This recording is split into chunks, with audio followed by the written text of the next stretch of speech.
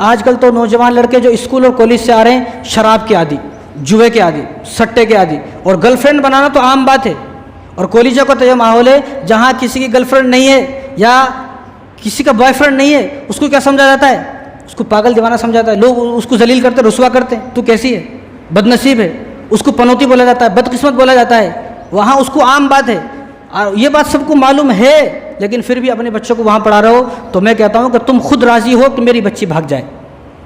सबको मालूम है कि स्कूल कॉलेज का हाल क्या है, फिर भी अगर कोई आदमी अपने जवान लड़के को, जवान लड़की को ऐसे स्कूल में पढ़ाते हैं, तो मैं कहता हूँ कि आप राज़ी हो अपनी बच्ची के भाग जाने पर, आप राज़ी हो अपनी बच्ची के मुर्तद हो जाने पर, आप राज़ी हो अपनी बच्ची, जवान बच्ची की इज्जतें लुट जाने पर, आप खुद राज़ी हो।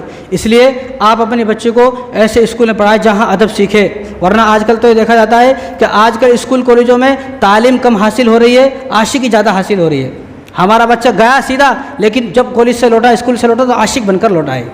इंसानियत ख़त्म, इंसानों की सबसे बाहर निकल रहे हैं आज ये लोग।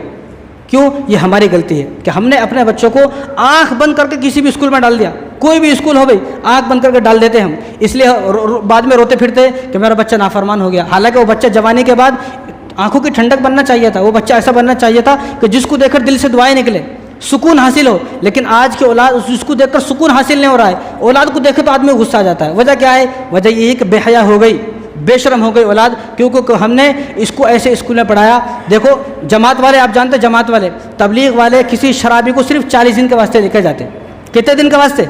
सिर्फ 40 दिन के वास्ते लेकर जाते हैं। 40 दिन में वो आदमी शराब छोड़ देता है। 40 दिन में जो आदमी कभी ज़िंदगी में दाढ़ी नहीं रखा, उन्हें भी दाढ़ी रख लेता है।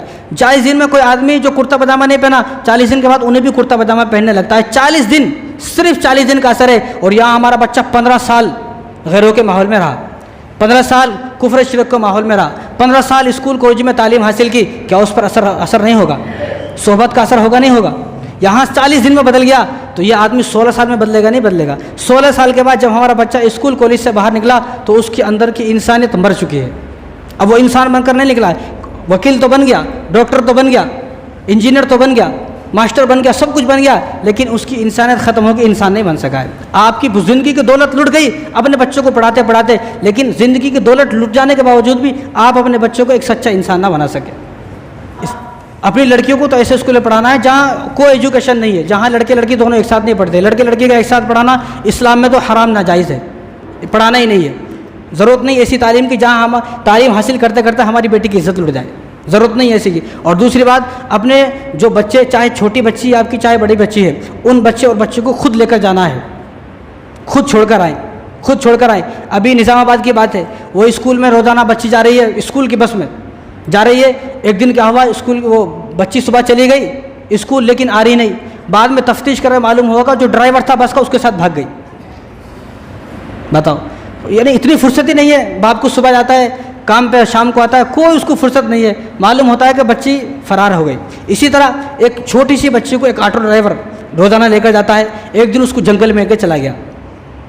अब रोज़ाना स्कूल से जल्दी आ जाती, लेकिन घर देर में आती। अब वालिदैन परेशान है कि क्या बात है भाई, हमारी बच्ची जल्दी नहीं आती।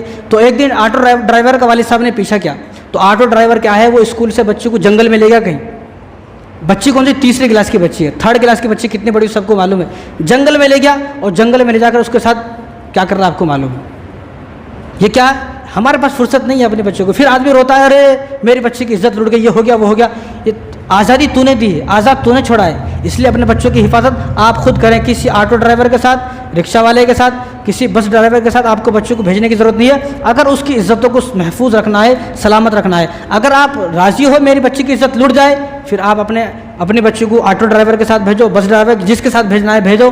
तो आप आगे जाकर खून के आंसू ना रहो, इसलिए ये बातें आपको बताई जा रही हैं। तो